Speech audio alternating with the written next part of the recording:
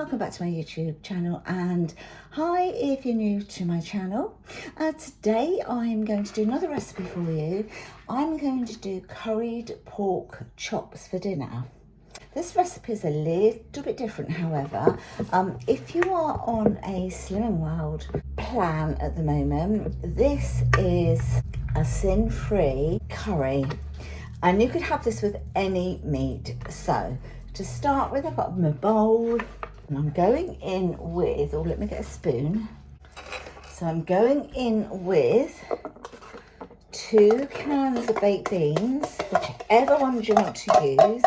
These are the cheap ones. So these are the Stockwell ones. There we go, the Stockwell ones. I don't see the point in using any other type of baked beans other than the cheaper ones for this recipe. Right, so the baked beans are in here now. So you put the tomato sauce in and everything. Then I'm going to just blitz it down with my blender.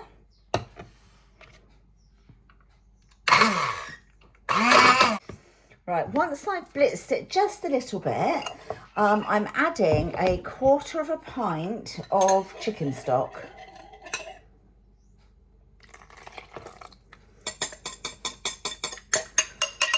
And then continue to blend. And then to that, I'm adding some curry powder. Now, for this recipe, it works best if you use the mild one. I should have said right in the beginning, this curry is very much like a Chinese style of curry. So if you like that type of a curry, you will probably really like this. So this is the medium curry powder I've put in, and approximately sort of 2 tablespoons.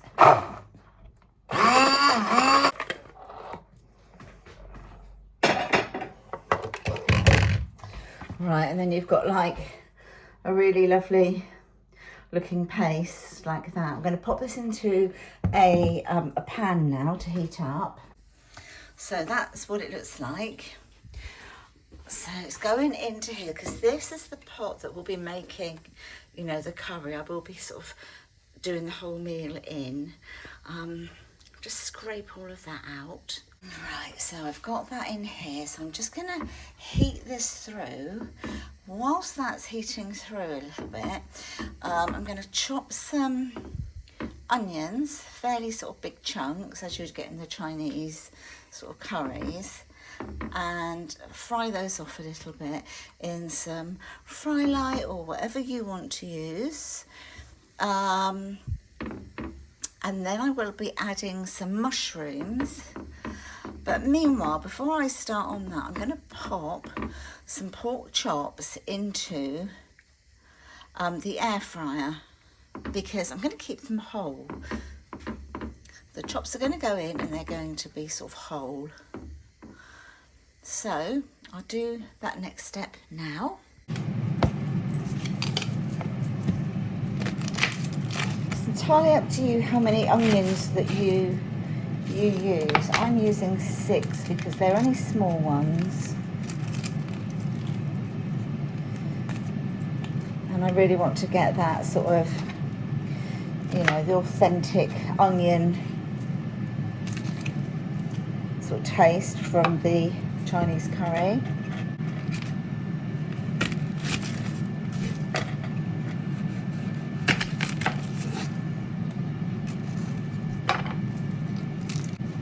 Right, so I've got my frying pan here now, so I'm just going to spray it and then chop the onions up.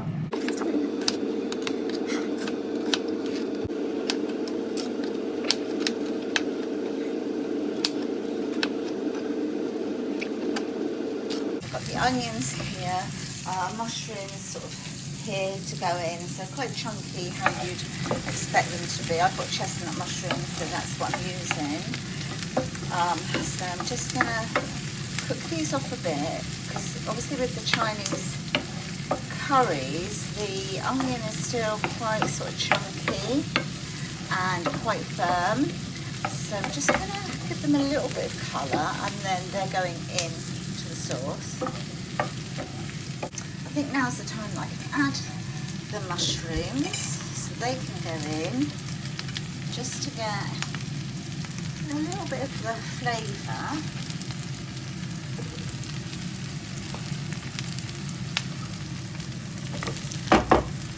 Right, there we go. Now just give that a little, you know, sort of toss around in the pan for a couple of minutes.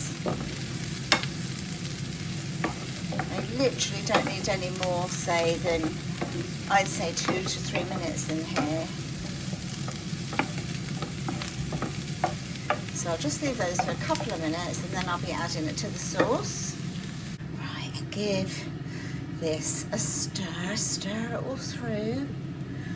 And then the last thing I'm going to do before I put the chops in is to add some frozen peas, because you know you always get your frozen peas in a Chinese curry.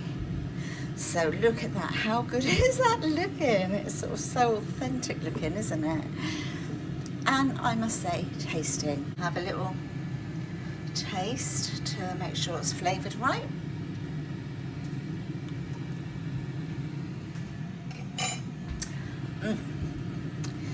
Yum. It is delicious. I mean, if you don't want to have your curry as mild, or you know, or you want it hotter, milder, then just adjust the amount of the curry powder you put in, literally. And I know you can use the Mayflower curry sauce, which is brilliant. I've used it several times, and you can get the mild and the hot version of that. But you do have to sin it, whereas this one is absolutely sin-free on Slimming World. Right, I'm going to pop some peas into that now. And then once again, personal preference as to how many you want to add in. I've put in, oh, I wouldn't even like to say how much, I don't know, I just poured some in. And I just want it to look, you know, like it does in the Chinese curry. There isn't tons of peas, but there's, you know, you definitely know the peas are there. I think that might be enough. Or yeah, I don't want to overdo it. I don't want it to be a pea curry. So I'm going to just leave it at that amount, because I think the peas are the sort of least amount of ingredient that you actually get in the curries. I think that's probably enough, actually. So I'm going to turn the heat off now, pop the lid on my pot, and let's turn that off. That's off now. Pop the lid on. So just keeping it sort of warm in there, and then once my chops are done, which chops are very nearly done, look, so once they are completely cooked through, I will take them out and remove any of the fat around the sort of edges.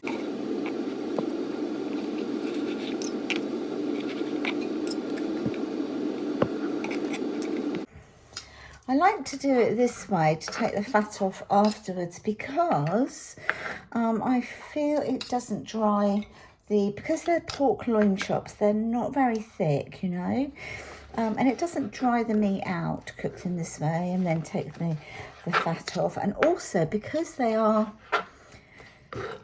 sort of quite, you know, quite thin, I suppose, being a pork loin chop, also they stay nice and moist in the sauce, so you don't have to worry about them, you know, drying out and becoming tough or anything like that.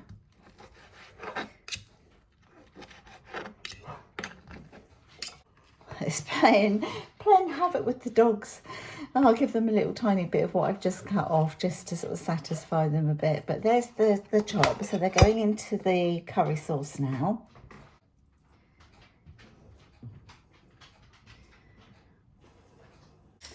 Right, here we go. So this is what they look like. So I don't want to be sort of stirring them too much. I don't want them to break up or anything. So I'm literally just going to cover them with like a spoonful or a couple of spoonfuls of the sauce.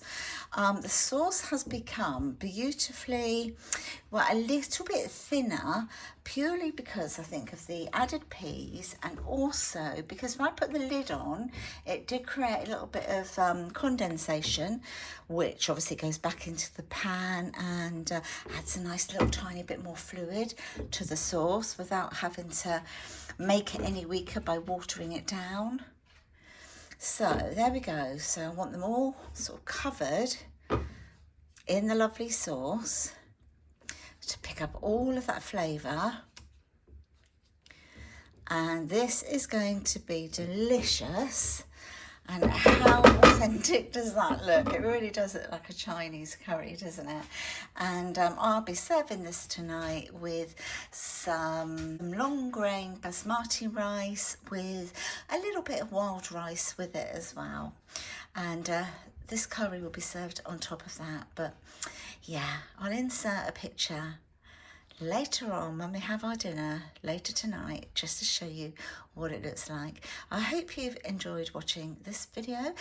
Let me know if you decide to give this a go. It truly is delicious. And if you have enjoyed this video, please don't forget to give my video a thumbs up. Say, comment down below, let me know if you're going to try it. And if you haven't already subscribed to my channel, I'd love it if you would consider subscribing, and of course press the notification bell, and then you'll be notified, of course, when I do any more videos. As I say, I'll pop a picture in when I've dished it all up tonight. I'll talk to you in the next one then, my lovelies. Take care, everyone. Bye. Bye for now. Bye.